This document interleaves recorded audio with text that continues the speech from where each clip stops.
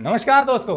उत्तर प्रदेश में भाजपा फिर से बहुमत में आ गई है और योगी आदित्यनाथ फिर से मुख्यमंत्री बनेंगे। आप भाजपा के पक्षधर हो सकते हैं या विरोधी हो सकते हैं, लेकिन दोनों को जनता ने एक बहुत बड़ा मैसेज दिया है कि अब आपको काम करके दिखाना होगा।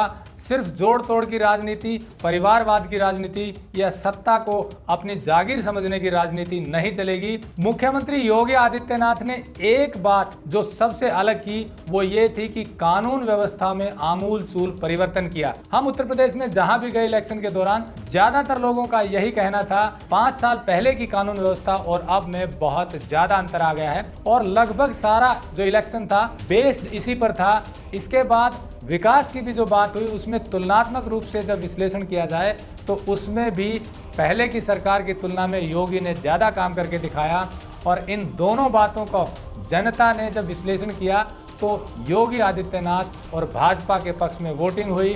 ये कोई पक्ष या विपक्ष की बात नहीं है, लेकिन ये साबित करता है कि आपको काम करके दिखाना होगा। इसका एक नमूना ये है कि जब कानून व्यवस्था की बात आती है तो पार्टी से जुड़े हुए लोगों पर पार्टियां जो हैं नरमी बरतती हैं, लेकिन योगी आदित्यनाथ ने चाहे वो पार्टी के पक्ष का हो या विपक्ष का हो, अपराधी को एक नज़र से देखते हुए उसके ऊपर कार्रवाई की गई। और इसीलिए ये एक मैसेज गया लोगों में कि कानून के बारे में, कानून व्यवस्था के बारे में योगी आदित्यनाथ सख्त हैं और उसका रिजल्ट भी दिख रहा है।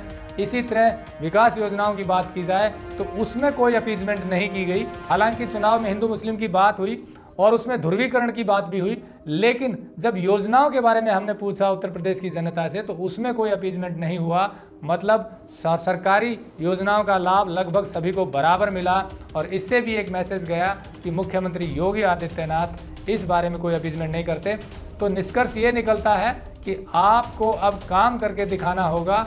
आपको भाई भतीजावाद, परिवार की जोड़ तोड़ की राजनीति से ऊपर उठ करके काम करके दिखाएंगे तो ही आपको जो है जीत मिलेगी। यहाँ एक बात और है कि पहले के चुनाव में 2017 में 312 सीटें आई थी भाजपा को, अब 255 अकेले की बात करें, लेकिन वोट शेयर बढ़ा है।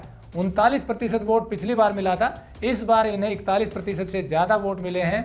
सीटें हालांकि घट गई, इसका कारण ये है कि जो दूसरी पार्टियां उनके वोट शेयर में ऊपर नीचे हुआ। अखिलेश यादव का भी वोट शेयर 10% बढ़ा है, लेकिन कांग्रेस का और बीएसपी का वोट शेयर घट गया है। बीएसपी का करीब 9% से ज़्यादा वोट शेयर घटा है और कांग्रेस का भी 3% से ज़्यादा वोट शेयर कम हो गया है। ऐसे में कांग्रेस को भी एक आत्ममंथन की ज़रूरत है कि इतना जोर लगाने के बाद भी क्या कारण है कि उत्तर प्रदेश में हालत और खस्ता हो गई है। यहाँ भी ये सोचना होगा कि क्या परिवारवाद के भरोसे ही पार्टी चलाई जा सकती है या लोगों को सच्चे लोकतंत्र का विकल्प देना जरूरी है।